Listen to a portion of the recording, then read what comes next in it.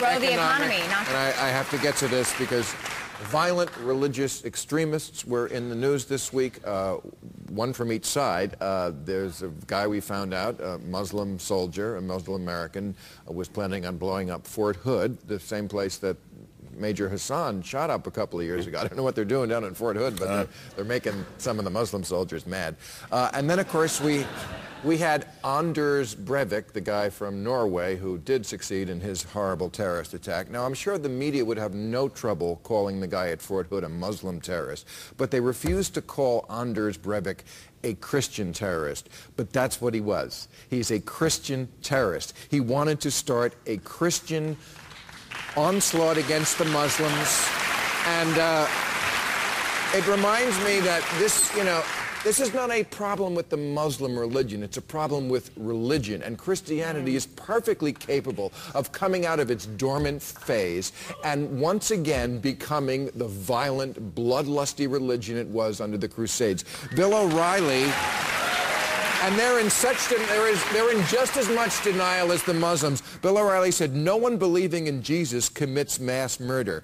Pinhead, what do you think the Crusades were? What do you think the entire 16th century in Europe was? What do you think the Inquisition was? The Ku Klux Klan is a Christian organization. Tim McVeigh, I could go on. But I see that look on your face. So I will shut up. I mean, you can call this guy a Christian extremist, but the difference between him and the Islamic supremacists that are really...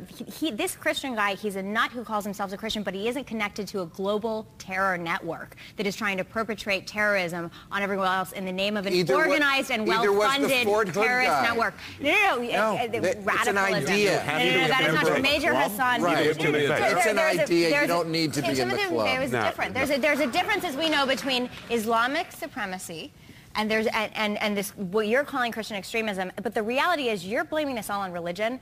The bloodiest murders in the last 20th century. Listen. Atheism. What was communism? What was socialism? What was a great leap forward? 30 million people died in China in the Great Leap Forward. Yes. 20 million people died in Stalin's purges. That was atheism. And it was ideology run amok, and it's killed 50 million people in the 20th century. That's way more than religion. Religion has killed way more more people than religion has killed that is in the bullshit. 20th century. And also... But Bill, here's where I disagree with you. And I'm worried that we're on the same side on this one a little bit. But this is very uncomfortable. It's fanaticism. Don't say it. It's fanaticism that is the enemy. It is not religion. Okay. Fanaticism in any ideology and lack of tolerance is when you get danger. And that is... But far from restraining people, religion is what gives people license to commit crazy acts, because so does ideology. So does what do you think Soviet communism, a great leap forward in China was? It was the same thing. It gave them license. Didn't give them license. It gave them an army, and also. A lot of these places, it really was a state religion. North Korea, I know you would say that's an atheist country. It's not. The dear leader is the god. They think that he, when he was born, winter turned into spring. They said the first time he played golf, he had 11 holes in one. That is religion. I'm serious. You create a god. Hitler was a god. I have another theory, by the way. Maybe this guy's just batshit crazy.